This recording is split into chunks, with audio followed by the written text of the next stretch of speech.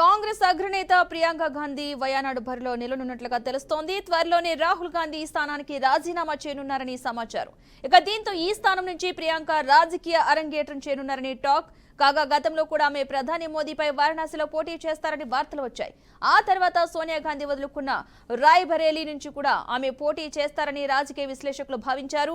తాజాగా ప్రియాంక వయనాడ్ నుంచి బరిలోకి దిగుతారని ప్రచారం జరుగుతుంది. సార్వత్రిక ఎన్నికల్లో ఆమె సోదరుడు రాహుల్ గాంధీ వయనాడ్ రాయ్బరేలీ నుంచి భారీ మెజార్టీతో విజయం సాధించారు.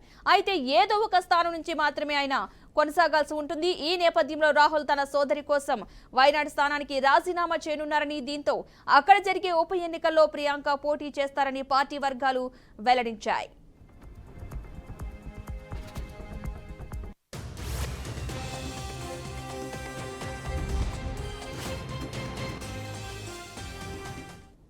కాగా 2019లో ప్రత్యక్ష రాజకీయాల్లోకి వచ్చిన ప్రియాంక అప్పుడు జరిగిన లోక్సభ ఎన్నికల్లో వారణాసి నుంచి ప్రధాని మోదీపై పోటీ చేస్తారని ప్రచారం జరిగింది.